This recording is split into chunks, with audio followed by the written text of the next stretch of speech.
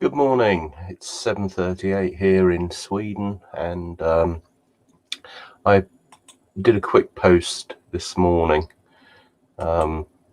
just tying together a few themes, just emerging on where I'm up to with this COVID purpose, which seems to be turds all the way down as far as I can gather from my own inquiries into various claims being made. But forging stoically on, I decided that this morning I was going to read the Enchiridion by Epictetus. It was written in the year 135 after Common Era, and Epictetus was a Stoic philosopher in Roman times, and here is his Enchiridion, which is translated from Latin to mean the handbook, so it's a handbook for life. So without further ado, let's read the Enchiridion by Epictetus. 1. Some things are in our control and others not. Things in our control are opinion, pursuit, desire, aversion, and in a word, whatever are our own actions. Things not in our control are body, property, reputation, command, and in one word, whatever are not our own actions. The things in our control are by nature free, unrestrained, unhindered, but those not in our control are weak, slavish, restrained, belonging to others. Remember then that if you suppose that things which are slavish by nature are also free, and that what belongs to others is your own, then you will be hindered, you will lament, you will be disturbed, and you will find fault both with gods and men. But if you suppose that only to be your own, which is your own, and what belongs to others, such as in reality is, then no one will ever compel you to or restrain you. Further, you will find fault with no one or accuse no one. You will do nothing against your will. No one will hurt you. You will have no enemies, and you not be harmed.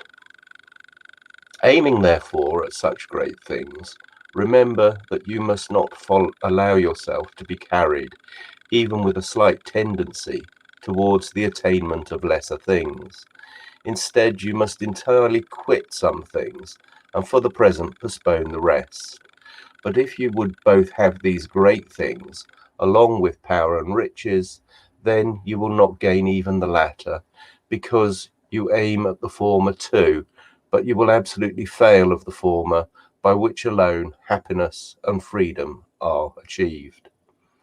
Work, therefore, to be able to say to every harsh appearance, you are but an appearance, and not absolutely the thing you appear to be, and then examine it by those rules which you have, and first and chiefly by this, whether it concerns the things which are in our own control, or those which are not.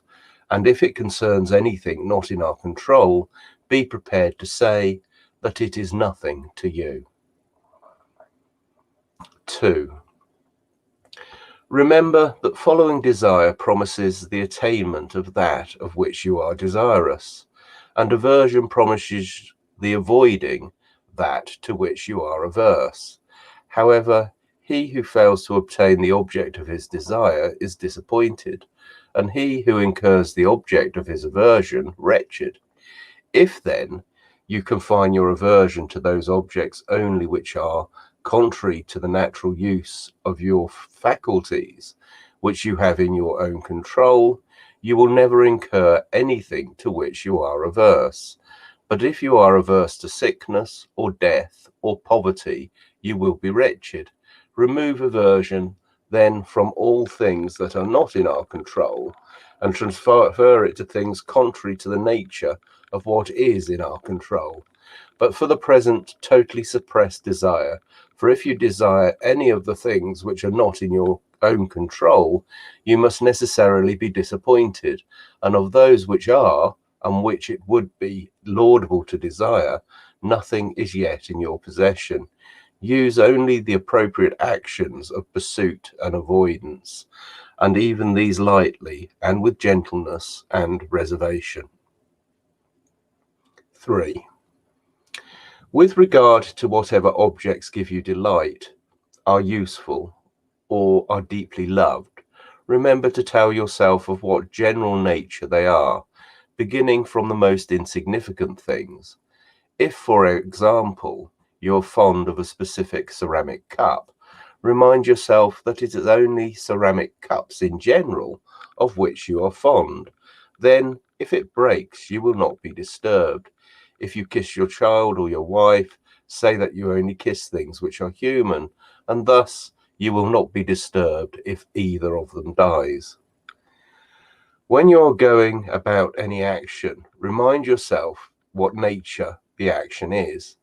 If you're going to bathe, picture to yourself the things which usually happen in the bath. Some people splash the water, some push, some use abusive language, and others steal. Thus, you will more safely go about this action if you say to yourself, I will now go bathe and keep my own mind in a state of conformable to nature. And in the same manner with regard to every other action, for thus, if any hindrance arises in bathing, you will have it ready to say, it was not only to bathe that I desired, but to keep my mind in a state comfortable to nature, and I will not keep it if I am bothered at things that happen. 5. Men are disturbed not by things, but by the principles and notions which they form concerning things. Death, for instance, is not terrible, else it would have appeared so to Socrates. But the terror consists in our notion of death, that is, it is terrible. When therefore we are hindered or disturbed or grieved, let us never attribute it to others, but to ourselves, that is, to our own principles. An uninstructed person will lay the fault of his own bad condition upon others. Someone just starting instruction will lay the fault on himself. Some who is perfectly instructed will place blame neither on others nor on himself. 6. Don't be prideful with any excellence that is not your own. If a horse should be prideful and say, I am handsome, it would be supportable. But when you are prideful and say, I have a handsome horse, know that you are proud of what is, in fact, only the good of the horse. What then is your own? Only your reaction to the appearance of things.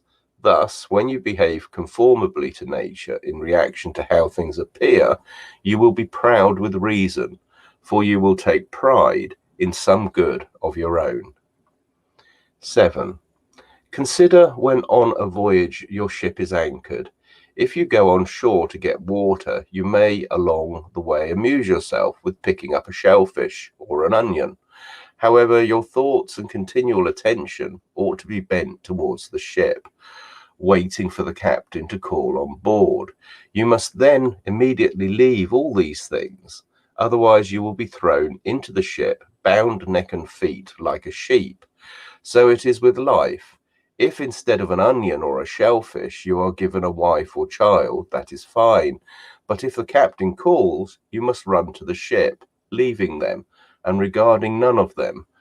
But if you are old, never go far from the ship, lest when you are called, you should be unable to come in time.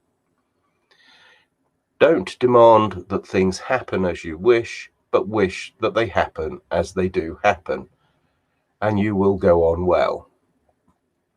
9. Sickness is a hindrance to the body, but not to your ability to choose, unless that is your choice. Lameness is a hindrance to the leg, but not to your ability to choose. Say this to yourself with regard to everything that happens. Then you will see such obstacles as hindrances to something else, but not to yourself. 10. With every accident, Ask yourself what abilities you have for making a proper use of it. If you see an attractive person, you will find that self-restraint is the ability you have against your desire. If you are in pain, you will find fortitude. If you hear unpleasant language, you will find patience, and thus habituated, the appearances of things will not hurry you away along with them. 11. Never say anything, I have lost it, but I have returned it. Is your child dead? It is returned. Is your wife dead? She is returned. Is your estate taken away? Well, and is not that likewise returned? But he who took it away is a bad man. What difference is it to you who the giver assigns to take it back? While he gives it to you to possess, take care of it, and don't view it as your own, just as travellers view a hotel. 12. If you want to improve, reject such reasoning as these. If I neglect my affairs, I'll have no income. If I don't correct my servant, he will be bad. For it is better to die with hunger, exempt from grief and fear, than to live in affluence with perturbation. And it is better your servant should be bad than you unhappy. Begin therefore from little things. Is a little oil spilt, a little wine stolen? Say to yourself, this is the price paid for equanimity, for tranquility, and nothing is to be had for nothing. When you call your servant, it is possible that he may not come, or if he does, he may not do what you want. But he is by no means of such importance that it should be in his power to give you any disturbance. 13. If you want to improve, be content to be thought foolish and stupid with regard to external things. Don't wish to be thought to know anything, and even if you appear to be somebody important to others, distrust yourself, for it is difficult to both keep your faculty of choice in a state conformable to nature, and at the same time acquire external things. But while you are careful about the one, you must of necessity neglect the other. 14. If you wish your children and your wife and your friends to live forever, you are stupid, for you wish to be in control of things which you cannot. You wish for things that belong to others to be your own. So likewise, if you wish your servant to be without fault, you are a fool, for you wish vice not to be vice, but something else. But if you wish to have your desires undisappointed, this is in your own control. Exercise, therefore, what is in your control. He is the master of every other person who is able to confer or remove whatever that person wishes either to have or to avoid. Whoever then would be free, let him wish nothing, let him decline nothing, which depends on others else, he must necessarily be a slave. 15. Remember that you must behave in life as at a dinner party. Is anything brought around to you? Put out your hand and take your share with moderation. Does it pass you by? Don't stop it. Is it not yet come? Don't stretch your desire towards it, but wait till it reaches you. Do this with regard to children, to a wife, to public posts, to riches, and you will eventually be a worthy partner of the feasts of the gods. And if you don't even take the things which are set before you, but are able even to reject them, then you will not only be a partner at the feasts of the gods, but also of their empire. For by doing this, Diogenes, Heraclitus, and others like them deservedly became and were called divine. 16. When you see anyone weeping in grief because his son has gone abroad or is dead, or because he has suffered in his affairs, be careful that the appearance may not misdirect you. Instead, distinguish within your own mind and be prepared to say, it's not the accident that distresses this person because it doesn't distress another person. It is the judgment which he makes about it.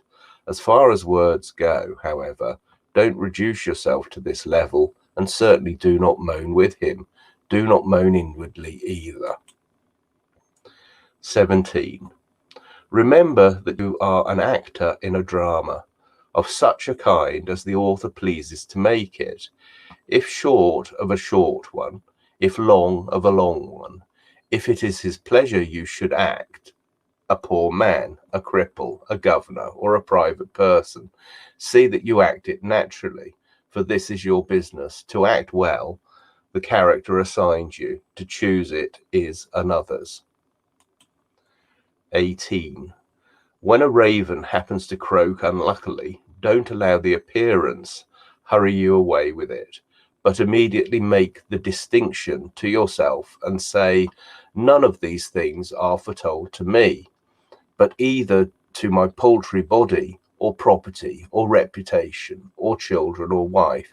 But to me all omens are lucky, if I will. For whichever of these things happens, it is in my control to derive advantage from it. 19. You may be unconquerable if you enter into no combat in which it is not in your control to conquer. When therefore you see anyone eminent in honours or power or in high esteem on any other account, take heed not to be hurried away with the appearance and to pronounce him happy. For if the essence of good consists in things in our own control, there will be no room for envy or emulation. But for your part, don't wish to be a general or a senator or a council, but to be free. And the only way to this is a contempt of things not in your own control. 20. Remember that not he who gives ill language or a blow insults, but the principle which represents these things as insulting. When therefore anyone provokes you, be assured that it is your own opinion which provokes you. Try therefore in the first place not to be hurried away with the appearance. For if you once gain time and respite, you will more easily command yourself. 21. Let death and exile and all other things which appear terrible be daily before your eyes, but chiefly death, and you will never entertain any abject thought, nor too eagerly covet anything. 22. If you have an earnest desire of attaining to philosophy, prepare yourself for the very first to be laughed at, to be sneered by the multitude, to hear them say, he is returned to us a philosopher all at once, and whence this supercilious look? Now, for your part, don't have a supercilious look, indeed, but keep steadily to those things which appear best to you as one appointed by God to this station. For remember this, if you adhere to the same point, those very persons who at first ridiculed will afterwards admire you. But if you are conquered by them, you will incur a double ridicule. 23. If you ever happen to turn your attention to externals, so as to wish to please anyone, be assured that you have ruined your scheme of life. Be contented, then, in everything with being a philosopher, and if you wish to be thought so likewise by anyone, appear so to yourself, and it will suffice you. 24. Don't allow such consideration as these distress you. I will live in dishonour and be nobody anywhere. For if dishonour is an evil, you can no more be involved in any evil by the means of another than be engaged in anything base. Is it any business of yours then to get power or to be admitted to an entertainment? By no means. How then, after all, is this a dishonour? And how is it true that you will be nobody anywhere when you ought to be somebody in those things only which are in your own control, in which you may be of the greatest consequence? But my friends will be unassisted. What do you mean by unassisted? They will not have money from you, nor will you make them Roman citizens. Who told you then that these are among the things in our own control and not the affair of others? And who can give to another the things which he has not himself? Well, but get them then, that we too may have a share. If I can get them with the preservation of my own honour and fidelity and greatness of mind, show me the way, and I will get them. But if you require me to lose my own proper good, that you may gain what is not good, consider how inequitable and foolish you are. Besides which, would you rather have a sum of money or a friend of fidelity and honour? Rather assist me, then, to gain this character than require me to do these things by which I may lose it. Well, but my country, say you, as far as depends on me, will be unassisted. Here again, what assistance is this you mean? It will not have porticos nor baths of your providing. And what signifies that? Why, neither does a smith provide it with shoes, or a shoemaker with arms. It is enough if everyone fully performs his own proper business.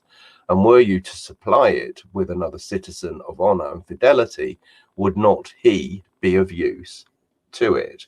Yes, therefore neither are you yourself useless to it. What place then, say you, will I hold in the state? Whatever you can hold with the preservation of your fidelity and honour. But if by desiring to be useful to that you lose these, of what use can you be to your country when you are become faithless and void of shame? 25. Is anyone preferred before you at an entertainment, or in a compliment, or in being admitted to a consultation? If these things are good, you ought to be glad that he has gotten them. And if they are evil, don't be grieved that you have not gotten them. And remember that you cannot, without using the same means which others do, to acquire things not in our own control, expect to be thought worthy of an equal share of them.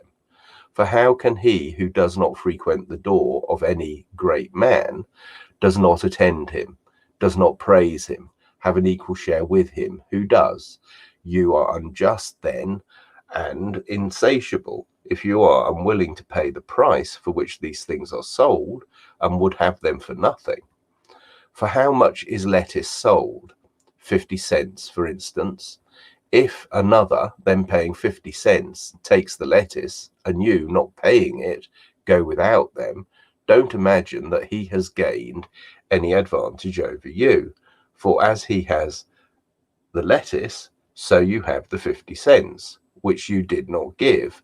So, in the present case, you have not been invited to such a person's entertainment, because you have not paid him the price for which a supper is sold. It is sold for praise, it is sold for attendance. Give him then the value, if it is for your advantage.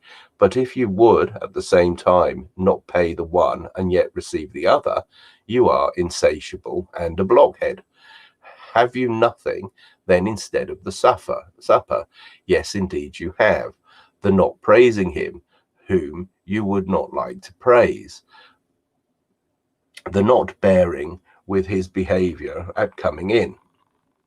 26.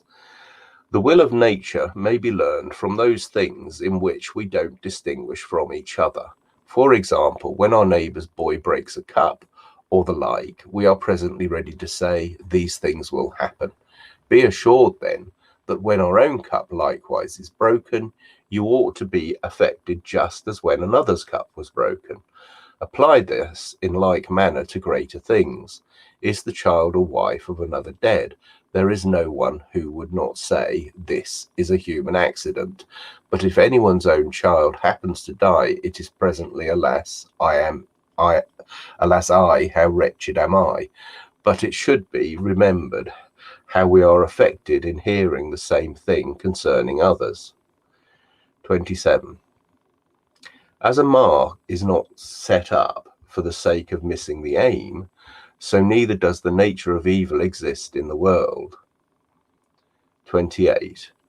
If a person gave your body to any stranger he met on his way, you would certainly be angry. And do you feel no shame in handing over your own mind to be confused and mystified by anyone who happens to verbally attack you? 29. In every affair, consider what precedes and follows, and then undertake it. Otherwise you will begin with spirit, but not having thought of the consequences. When some of them appear, you will shamefully desist. I would conquer at the Olympic Games, but consider what precedes and follows, and then, if it is for your advantage, engage in the affair. You must conform to rules, submit to a diet, refrain from dainties, exercise your body, whether you choose it or not, at a stated hour, in heat and cold. You must drink no cold water, nor sometimes even wine. In a word, you must give yourself up to your master as to a physician. Then, in the combat, you may be thrown into a ditch, dislocate your arm, turn your ankle, swallow dust, be whipped, and after all lose the victory. When you have evaluated all this, if your inclination still holds, then go to war. Otherwise, take notice, you will behave like children, who sometimes play like wrestlers, sometimes gladiators, sometimes blow a trumpet, and sometimes act as tragedy when they have seen and admired these shows. Thus you too will be at one time a wrestler, at another a gladiator, now a philosopher, then an orator, but with your whole soul, nothing at all like an ape. You mimic all you see, and one thing after another is sure to please you, but is out of favour as soon as it becomes familiar. For you have never entered upon anything considerately, nor after having viewed the whole matter on all sides, or made any scrutiny into it, but rashly, and with a cold inclination. Thus some, when they have seen a philosopher and heard a man speaking like Euphrates, though indeed who can speak like him, have a mind to be philosophers too. Consider first, man, what the matter is, and what your own nature is able to bear. If you would be a wrestler, consider your shoulders, your back, your thighs, for different persons are made for different things. Do you think that you can act as you do and be a philosopher? That you can eat and drink and be angry and discontented as you now are? You must watch, you must labour, you must get the better of certain appetites, must quit your acquaintance, be despised by your servant, be laughed at by those you meet, come off worse than others in everything, in magistracies, in honours, in courts of judicature. When you have considered all these things round, approach, if you please, if by parting with them you have a mind to purchase equanimity, freedom, and tranquillity. If not, don't come here. Don't, like children, be one, while a philosopher, then a publican, then an orator, and then one of Caesar's officers. These things are not consistent. You must be one man, either good or bad. You must cultivate either your own ruling faculty or externals, and apply yourself either to things within or without you. That is, be either a philosopher or one of the vulgar. 30. Duties are universally measured by relations. Is anyone a father? If so, it is implied that the children should take care of him, submit to him in everything, patiently listen to his reproaches, his correction. But he is a bad father. Is you naturally entitled then to a good father? No, only to a father.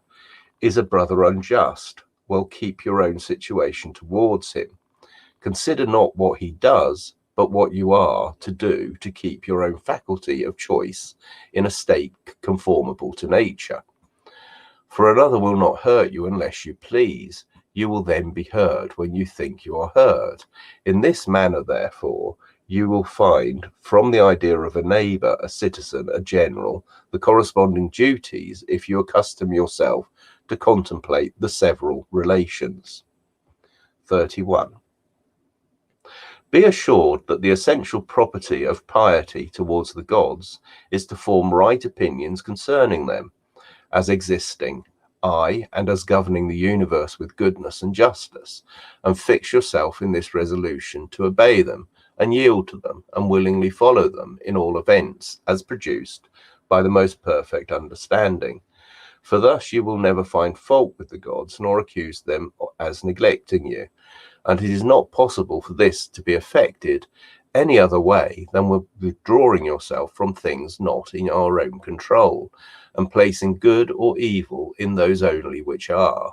For if you suppose any of the things not in your own control to be either good or evil, when you are disappointed of what you wish, or incur what you would avoid, you must necessarily find fault with the blame and the authors.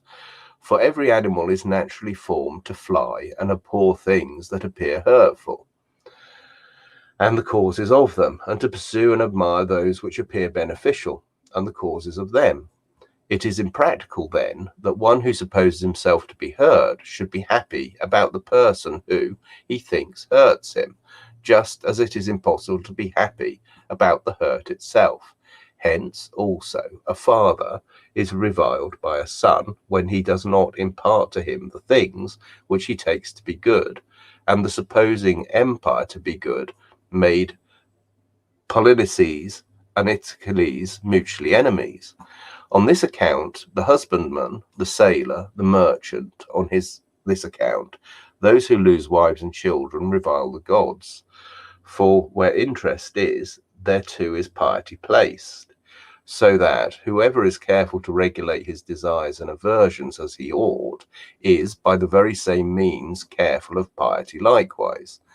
But it is also incumbent on everyone to offer libations and sacrifices and first fruits, conformably to the customs of his own country, which purity, and not in a slovenly manner, nor negligently, nor sparingly, nor beyond his ability. 32. When you have recourse to divination, remember that you know not what the event will be, and you come to learn it of the diviner, but of what nature it is you know before you come, at least if you are a philosopher. For if it is among the things not in our own control, it can by no means be either good or evil. Don't therefore bring either desire or aversion with you to the diviner, else you will approach him trembling. But first acquire a distinct knowledge that every event is indifferent and nothing to you, or whatever sort it may be, for it will be in your power to make a right use of it, and this no one can hinder. Then come with confidence to the gods as your counsellors, and afterwards, when any counsel is given you, remember that counsellors you have assumed, and whose advice you will neglect if you disobey. Come to divination as Socrates prescribed, in cases of which the whole consideration relates to the event, and in which no opportunities are afforded by reason or any other art to discover the thing proposed to be learned. When therefore it is our duty to share the danger of a friend or of our country, we ought not to consult the oracle whether we will share it with them or not. For though the diviner should forewarn you that the victims are unfavourable, this means no more than that either death or mutilation or exile is portended. But we have reason within us, and it directs, even with these hazards, to the greater diviner, the Pythian god, who cast out of the temple the person who gave no assistance to his friend while another was murdering him. 33. Immediately prescribe some character and form of conduce to yourself, which you may keep both alone and in company. Be for the most part silent, or speak merely what is necessary, and in few words. We may, however, enter, though sparingly, into discourse sometimes when occasion calls for it, but not on any of the common subjects of gladiators or horse races or athletic champions or feasts, the vulgar topics of conversation, but principally not of men, so as either to blame or praise or make comparisons. If you are able, then, by your own conversation, bring over that of your company to proper subjects, which, if you happen to be taken among strangers, be silent. Don't allow your laughter be much, nor on many occasions, nor profuse. Avoid swearing, if possible, altogether, if not, as far as you are able. Avoid public and vulgar entertainments, but if ever an occasion calls you to them, keep your attention upon the stretch, that you may not imperceptibly slide into vulgar manners. For be assured that if a person be ever so sound himself, yet, if his companion be infected, he who converses with him will be infected likewise. Provide things relating to the body no further than mere use, as meat, drink, clothing, house, family, but strike off and reject everything relating to show and delicacy. As far as possible before marriage, keep yourself pure for familiarities with women, and if you indulge them, let it be lawfully, but don't therefore be troublesome and full of reproofs to those who use these liberties, not frequently boast that you yourself don't. If anyone tells you that such a person speaks ill of you, don't make excuses about what is said of you, but answer, he does not know of my other faults, else he would not have mentioned only these. It is not necessary for you to appear often at public spectacles, but if ever there is a proper occasion for you to be there, don't appear more solicitous for anyone than for yourself. That is, wish things to be only just as they are, and him only to conquer who is the conqueror, for thus you will meet with no hindrance. But abstain entirely from declamations and derision and violent emotions, and when you come away, don't discourse a great deal on what has passed, and what does not contribute to your own amendment. For it would appear by such discourse that you were immoderately struck with the show. Go not of your own accord to the rehearsals of any authors, nor appear at them readily. But if you do appear, keep your gravity and sedateness, and at the same time avoid being morose. When you are going to confer with anyone, and particularly of those in a superior station, represent to yourself how Socrates or Zeno would behave in such a case, and you will not be at a loss to make proper use of whatever may occur. When you are going to any of the people in power, represent to yourself that you will not find him at home, that you will not be admitted, that the doors will not be opened to you, that he will take no notice of you. If with all this it is your duty to go, bear what happens, and never say to yourself, it was not much worth so much, for this is vulgar, and like a man dazed by external things. In parties of conversation, avoid a frequent and excessive mention of your own actions and dangers, for however agreeable it may be to yourself to mention the risks you have run, it is not equally agreeable to others to hear your adventures. Avoid likewise an endeavour to excite laughter, for this is a slippery point, which may throw you into vulgar manners, and besides may be apt to lessen you in the esteem of your acquaintance. Approaches to indecent discourse are likewise dangerous. Whenever therefore anything of this sort happens, if there be a proper opportunity, rebuke him who makes advances that way, or at least by silence and blushing and a forbidding look, show yourself to be displeased by such talk. 34. If you are struck by the appearance of any promised pleasure, guard yourself against being hurried away by it, but let the affair wait your leisure, and procure yourself some delay. Then bring to your mind both points of time, that in which you will enjoy the pleasure, and that in which you will repent, and reproach yourself after you have enjoyed it, and set before you, in opposition to these, how you will be glad and applaud yourself if you abstain. And even though it should appear to you a seasonable gratification, take heed that its enticing and agreeable and attractive force may not subdue you, but set in opposition to this how much better it is to be conscious of having gained so great a victory. 35.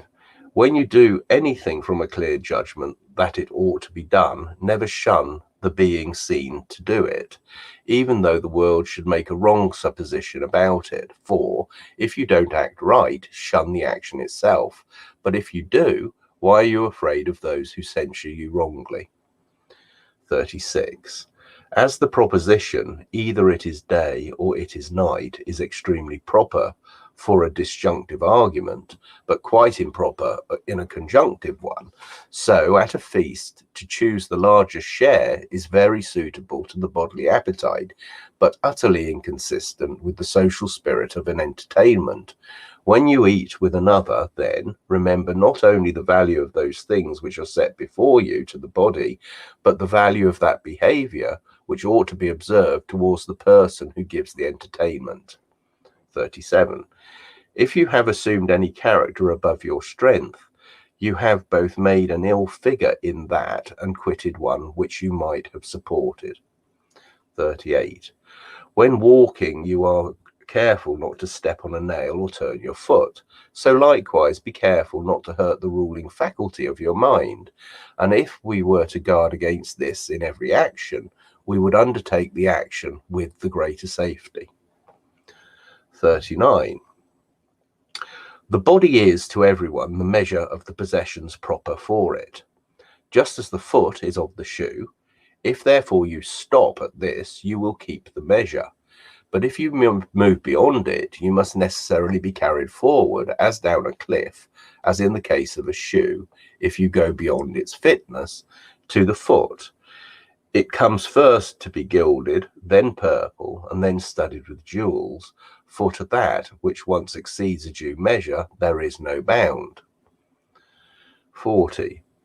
Women from 14 years old are flattered with the title of mistresses by the men, therefore perceiving that they are regarded only as qualified to give the men pleasure, they begin to adorn themselves, and in that to place ill their hopes. We should therefore fix our attention on making them sensible that they are valued for the appearance of decent, modest, and discreet behaviour. 41. It is a mark of want of genius to spend much time in things relating to the body as to be long in our exercises, in eating and drinking, and in the discharge of other functions. These should be done incidentally and slightly, and our whole attention be engaged in the care of the understanding. 42. When any person harms you or speaks badly of you, remember that he acts or speaks from a supposition of its being his duty. Now it is not possible that he should follow what appears right to you, but what appears so to himself. Therefore, if he judges from a wrong appearance, he is the person hurt, since he too is the person deceived. For if anyone should suppose a true proposition to be false, the proposition is not hurt, but he who is deceived about it. Setting out then from these principles, you will meekly bear a person who reviles you, for you will say upon every occasion, it seems so to him. 43. Everything has two handles, the one by which it may be carried, the other by which it cannot. If your brother acts unjustly, don't lay hold on the action by the handle of his injustice, for by that it cannot be carried, but by the opposite, that he is your brother, that he is brought up with you, and thus you will lay hold on it, as it is to be carried. 44. These reasonings are unconnected. I am richer than you, therefore I am better. I am more eloquent than you, therefore I am better. The connection is rather this: I am richer than you, therefore my property is greater than yours. I am more eloquent than you, therefore my style is better than yours. But you, after all, are neither property nor style. 45. Does anyone bathe in a mighty little time? Don't say that he does it ill, but in a mighty little time. Does anyone drink a great quantity of wine? Don't say that he does ill, but that he drinks a great quantity. For unless you perfectly understand the principle from which anyone acts, how should you know if he acts ill? Thus you will not run the hazard of assenting to any appearances, but such as you fully comprehend. 46. Never call yourself a philosopher, nor talk a great deal among the unlearned about theorems, but act conformably to them. Thus, at an entertainment, don't talk how persons ought to eat, but eat as you ought. For remember that it is in this manner Socrates also universally avoided all ostentation. And when persons came to him and desired to be recommended by him to philosophers, he took and recommended them. So well did he bear being overlooked, so that if ever any talk should happen among the unlearned concerning philosophic theorems, be you, for the most part, silent, for there is great danger in immediately throwing out what you have not digested. And if anyone tells you that you know nothing and you are not nettled at it, then you may be sure that you have begun your business. For sheep don't throw up the grass to show the shepherds how much they have eaten, but inwardly digesting their food, they outwardly produce wool and milk. Thus, therefore, do you likewise not show theorems to the unlearned, but the actions produced by them after they have been digested. 47. When you have brought yourself to supply the necessities of your body at a small price, don't pique yourself upon it, nor, if you drink water, be saying upon every occasion, I drink water. But first consider how much more sparing and patient of hardship the poor are than we. But if at any time you would inure yourself by exercise to labour and bearing hard trials, do it for your own sake, and not for the world. Don't grasp statues, but when you are violently thirsty, take a little cold water in your mouth and spurt it out and tell nobody. 48. The condition and characteristic of a vulgar person is that he never expects either benefit or hurt from himself, but from externals. The condition and characteristic of a philosopher is that he expects all hurt and benefit from himself. The marks of a proficient are that he censures no one, praises no one, blames no one, accuses no one, says nothing concerning himself as being anybody or knowing anything. When he is in any instance hindered or restrained, he accuses himself, and if he is praised, he secretly laughs at the person who praises him, and if he is censured, he makes no defense. But he goes about with the caution of sick or injured people, dreading to move anything that is set right before it is perfectly fixed. He suppresses all desire in himself. He transfers his aversion to those things only which thwart the proper use of our own faculty of choice. The exertion of his active powers towards anything is very gentle. If he appears stupid or ignorant, he does not care, and in a word, he watches himself as an enemy and one in ambush. 49. When anyone shows himself overly confident in ability to understand and interpret the works of Chrysippus, say to yourself, unless Chrysippus had written obscurely, this person would have had no subject for his vanity. But what do I desire? To understand nature and follow her. I ask then, who interprets her? And finding Chrysippus does, I have recourse to him. I don't understand his writings. I seek, therefore, one to interpret them. So far, there is nothing to value myself upon, and when I find an interpreter, what remains is to make use of his instructions. This alone is the valuable thing. But if I admire nothing but merely the interpretation, what do I become more than a grammarian instead of a philosopher? Except indeed that instead of Homer I interpret Chrysippus. When anyone therefore desires me to read Chrysippus, to him I rather blush when I cannot show my actions agreeable and consonant to his discourse. 50. Whatever moral rules you have deliberately proposed to yourself, abide by them as they were laws, and as if you would be guilty of impiety by violating any of them. Don't regard what anyone says of you, for this, after all, is no concern of yours. How long, then, will you put off thinking yourself worthy of the highest improvements and follow the distinctions of reason? You have received the philosophical theorems with which you ought to be familiar, and you have been familiar with them.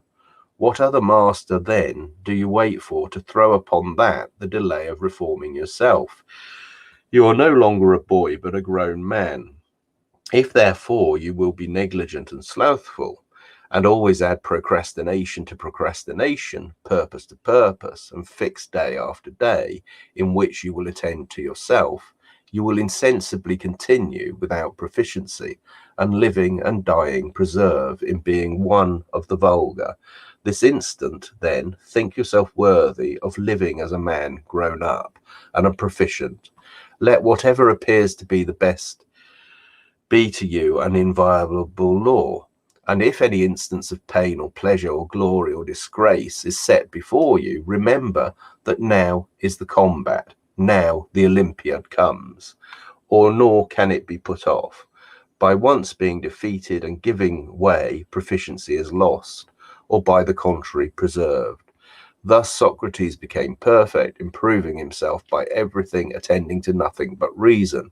And though you are not yet a Socrates, you ought, however, to live as one desirous of becoming a Socrates. 51.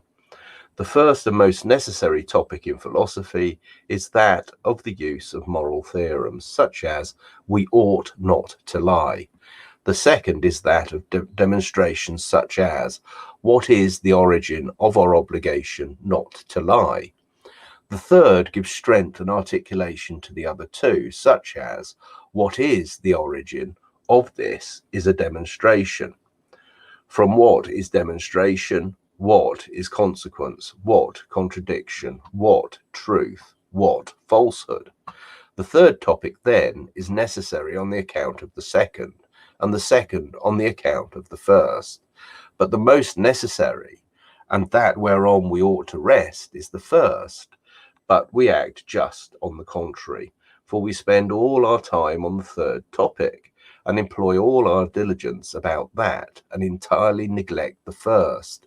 Therefore, at the same time that we lie, we are immediately prepared to show how it is demonstrated that lying is not right. 52. Upon all occasions we ought to have these maxims ready at hand.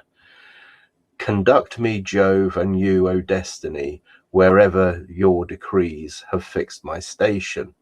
Cleanthes. I follow cheerfully, and did I not, wicked and wretched, I must follow still.